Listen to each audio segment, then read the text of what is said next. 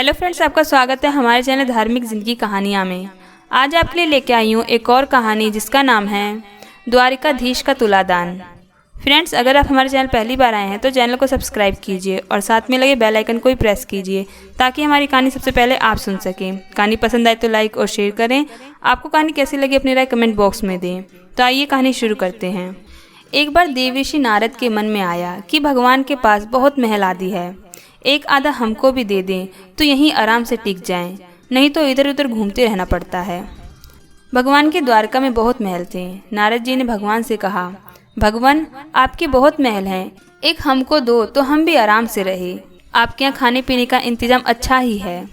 भगवान ने सोचा कि ये मेरा भक्त है, विरक्त सन्यासी है। अगर ये कहीं राशि ठाट में रहने लगा तो थोड़े दिन में ही इसकी सारी वीरकित भक्ति निकल जाएगी। हम अगर सीधा ना कहेंगे तो ये बुरा मान जाएगा, लड़ाई झगड़ा करेगा कि इतने महल हैं और एक महल नहीं दे रहे हैं। भगवान ने चतुराई से काम लिया।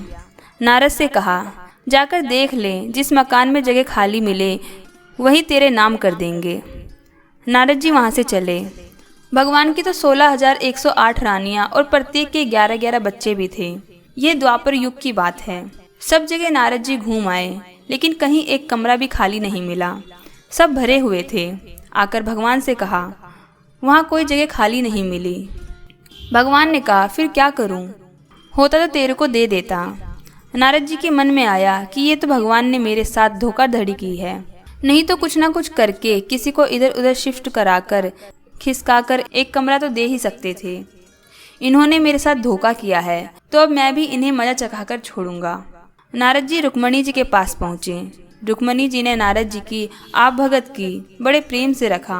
उन दिनों भगवान सत्यभामा जी के यहाँ रहते थे।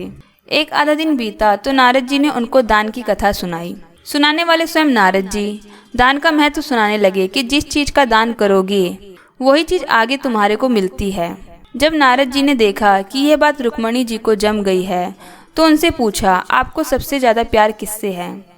रुक्मणी जी ने कहा, यह भी कोई पूछने की बात है, भगवान हरि से ही मेरा प्यार है। नारद जी कहने लगे, फिर आपकी यही इच्छा होगी कि अगले जन्म में तुम्हें वही मिले। रुक्मणी जी बोली, इच्छा तो यही है। नारद जी ने कहा, इच्छा है तो फिर दान कर दो, नहीं तो नहीं मिलेंगे। आपकी सोते भी बहुत हैं और उनमें से किसी ने पहले दान कर दिया, उन्हें मिल जाएंगे, इसलिए दूसरे करे इससे पहले आप ही कर दें।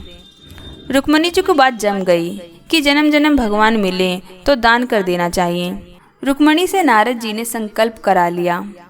अब क्या था, नारद जी का काम बन गया। नारद जी सीधे सत्यभामा जी के महल पहुंच गए और भगवान से कहा कि उठाओ कमंडल और चलो मेरे साथ। भगवान ने कहा, कहाँ चलना है, बात क्या हुई? नारद जी ने कहा, बात कुछ नहीं, आपको मैंने दान में ले लिया है। आपने एक कोठरी भी नहीं दी तो मैं अब आपको भी बाबा बनाकर पेड़ के नीचे सुलाऊंगा। सारी बात कह सुनाई। भगवान ने कहा, रुक्मणी ने दान कर दिया है तो ठीक है, वह पटरानी है, उससे मिल तो आए। भगवान ने अपने सारे गहने गांठे, रेशम के कपड़े सब खोलकर सत्यभामा जी को दे दिए और वलकल वस्त्र पहनकर भस्म लगाकर और कमंडल लेकर वहां से चल दिए। उन्हें देखते ही रुक्मणी के होश उड़ गए। पूछा, हुआ क्या? भगवान ने कहा, पता नहीं, नारद कहता है कि तुमने मेरे को दान में दे दिया। रुक्मणी ने कहा, लेकिन वे कपड़े गहने कहाँ गए? उत्तम केसर को छोड़कर ये भस्म क्यों लगा ली?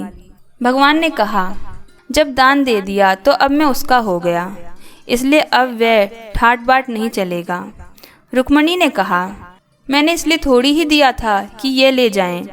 भगवान ने कहा, और काहे के लिए दिया जाता है? इसलिए दिया जाता है कि जिसको दो वे ले जाएं। अब रुक्मणी को होश आया कि ये तो गड़बड़ मामला हो गया।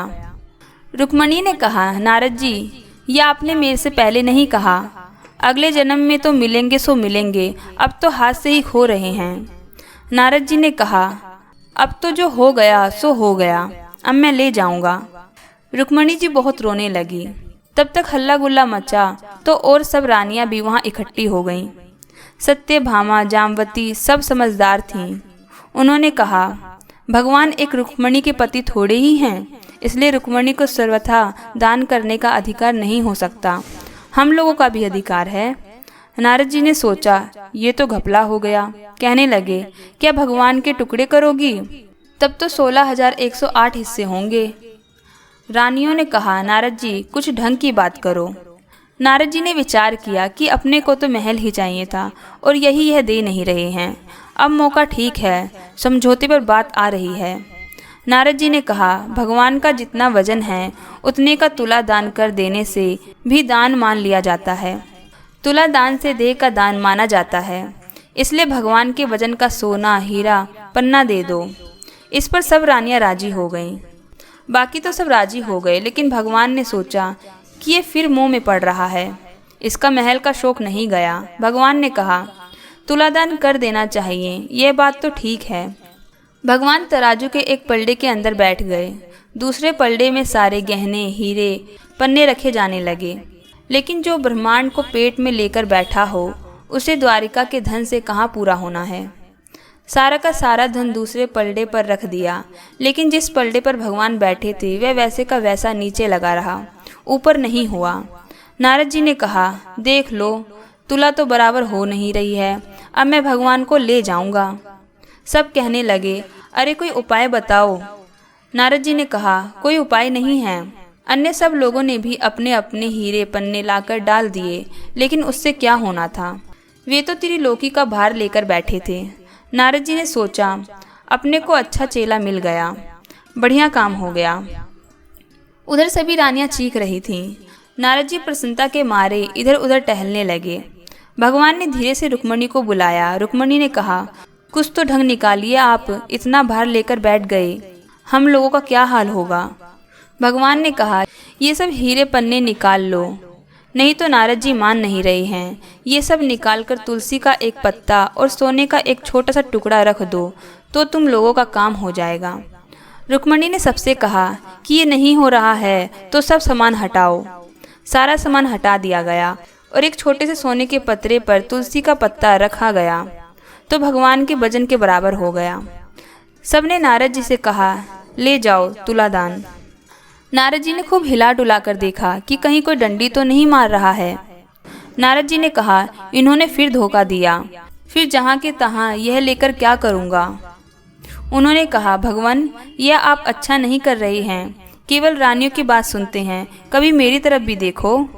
भगवान ने कहा, नारद आपकी तरफ ही देखता हूँ, आप सारे संसार के स्वरूप को समझकर फिर मोह के रास्ते जाना चाहते हैं, तो मैं आपको गलत राह पर कैसे जाने दे सकता हूँ।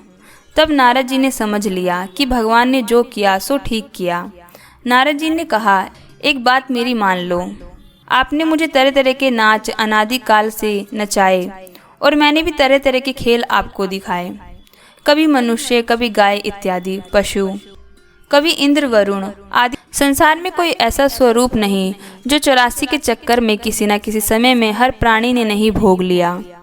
अनादिकाल से ये चक्कर चल रहा है, सब तरह से आपको खेल दिखाया, आप मेरे को ले जाते रहे और मैं खेल करता रहा। अगर आपको मेरा कोई खेल पसंद आ गया हो तो आप राजा की जगह पर हैं, तो मेरे को कुछ इनाम देना चाहिए। वे इनाम यही चाहता हूँ कि मेरे शोक मोह की भावना निवृत्त होकर मैं आपके परम धाम में पहुँच जाऊँ। और यदि कहो कि तूने जितने खेल किए सब बेकार हैं, तो भी आप राजा हैं। जब कोई बार बार खराब खेल करता है तो राजा हुक्म देता है कि इसे निकाल दो। इसी प्रकार यदि मेरा खेल आपको पसंद नहीं आया तो फिर आप कहो कि इसको भी संसार की नृत्यशाला में नहीं लाना है, तो भी मेरी मुक्ति है। भगवान बड़े प्रसन्न होकर तराजू से उठे और नारद जी को छाती से लगाया और कहा, आपकी मुक्ति तो निश्चित है। उम्मीद है दोस्तों आपको ये कहानी पसंद आई होगी। फिर मिलती हूँ एक और नई कहानी के साथ, तब तक के लिए अपना ख्याल रखें।